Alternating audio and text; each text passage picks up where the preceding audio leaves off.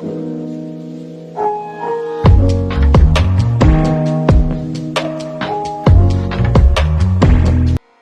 عليكم ورحمة الله وبركاته. فيديو جديد. أنا علي رأفت من قناة بوربوينت انفوجرافيك. وزي ما شفت طبعا في أول الفيديو، الدرس اللي احنا هنعمله النهاردة اللي هو الشكل دوت، وهنضيف له حركات خلي الشكل يظهر بطريقة حلوة أو جميلة. عملنا شريحة جديدة، كليك يمين تنسي الشكل، عباءة خالصة، خليه الشكل الغامق ده. بعدين احنا عاوزين طبعا الخريطة ديت، الصورة ديت، ادراج صور.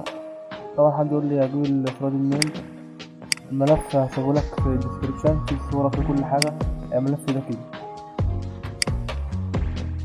عملنا الصورة، ناقص الاشكال ديت،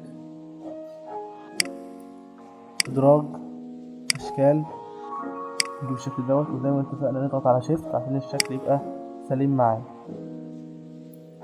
ماشي. وبعدين نسيب كده، ايوه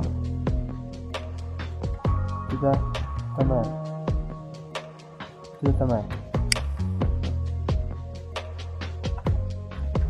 بعدين هنعمل مش على الاستدارة كده، حلو.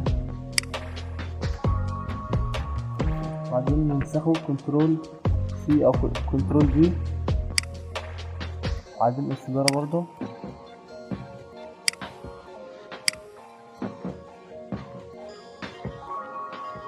خلينا نقرب كده، ننزل طبعا بالاسهم اللي على الكيبورد، نعمل له اطار الشكل لون اطار، نعمل ده كمان اطار الشكل لون اطار، ده الشكل كأنه لازق في بعضه بالظبط. عشان نحدد الشكل دوت والشكل ده كمان، كنترول دي.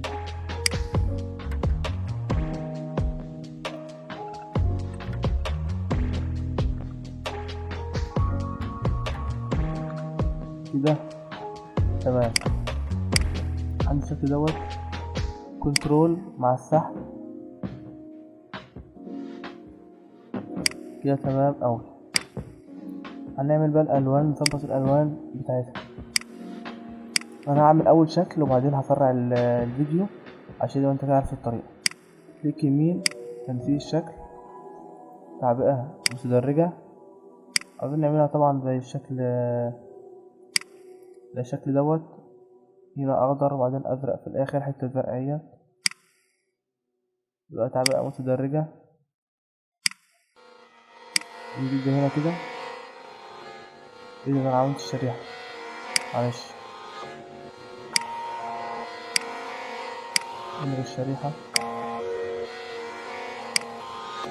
نشيل الشريحه خالص، هنحدد الشكل تاني، تنسيق الشكل،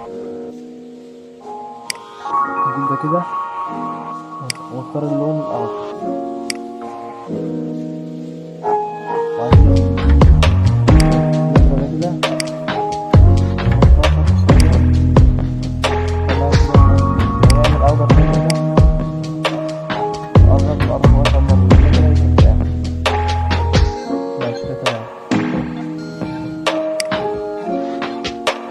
الفيديو عشان كده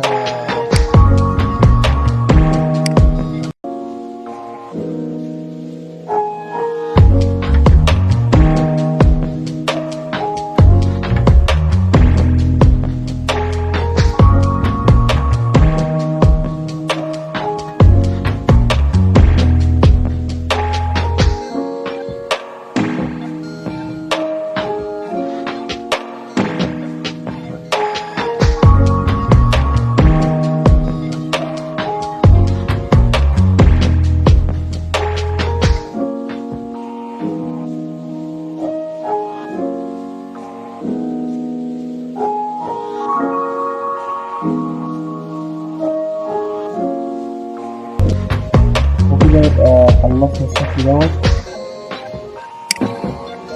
هنخش بقى على مربعات النفوذ. مفهوم الكلام دول أرقام، وممكن نسخن. طبعا هنسخن طبعا، يعني دي مش محتاجة يعني شرح. كنترول سي، كنترول بي، عشان نفتحها الدنيا كده.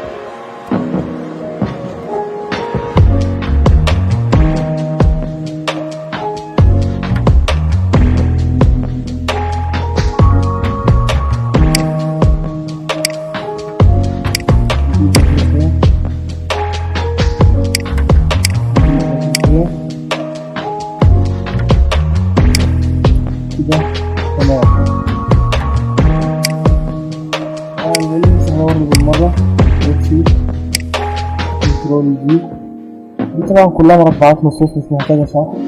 تتجاب من هنا تجرام بس مربع نص، وتكتب اللي انت عاوزه وتحدد نوع الفونت وتظبط دنيتك. دلوقتي بقى ايه، هنخش على الحركات. هنخلي أول حاجة مثلا زي ما عملنا في الفيديو اللي في أول الفيديو اللي في أول الحلقة، هنخلي خاصة ايه تظهر. ماشي، عندنا ماشي. وبعدين نخلي دوت يمشي كده بس. بعد السابق عايز تأثير من اليسار كده، نخليه يمشي كده. طبعا بقى ممكن نمسك الحركة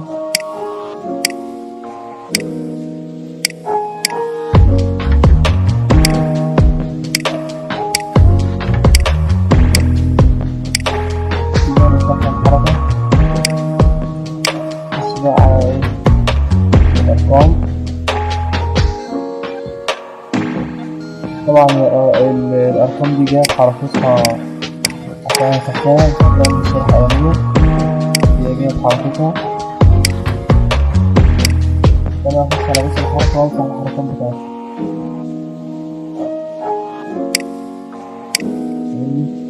أول واحد وآدي، تاني واحد وآدي، تالت واحد وآدي، رابع واحد، واحد. طبعا انا مسحت الحركات دي عشان انا عاوز اوريها لكم بتتعمل ازاي، وكمان هي بتبقى اصلا هتتلخبط مع الحركات اللي انت عملتها القديمة. ماشي، ده برضه هنمسح ده، هنمسح الحركة بتاع النص ده والنص ده وده اهو وده. بتحذف هنا الحركة وبتظهر على المربع ده كده مثلا، ده الحركة ودي دي الكيبورد. ماشي، خش بقى على دوت وده كمان، ده خش على الحركة. خش على رقم واحد، تغيير أو تغيير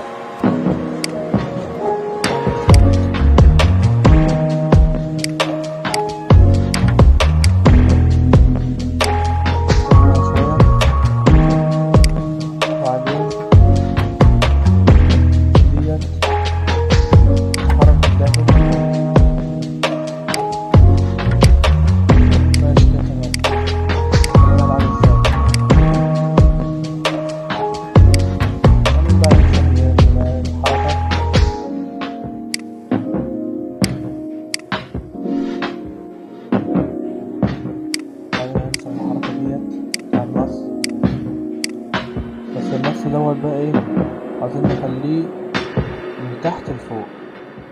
هو فعلا معمول من تحت لفوق اهوت، بس معنى كده ان دي هي اللغات نخليها من فوق لتحت. ايوه كده. وبعدين هننسخ الحركة، ننسخ حركة النص ده بقى عشان دي زيه.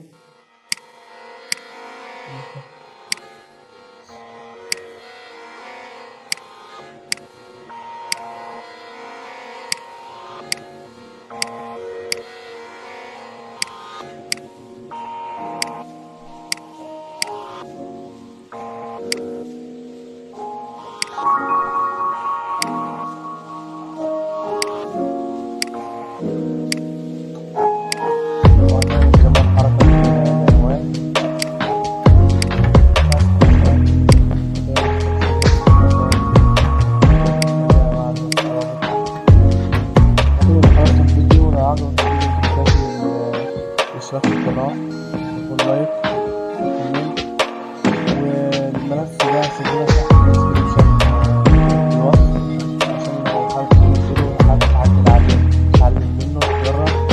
وكل فيديو انا عامله بحط الملف بتاعه او الرابط في الوصف تحت. السلام عليكم ورحمة الله وبركاته.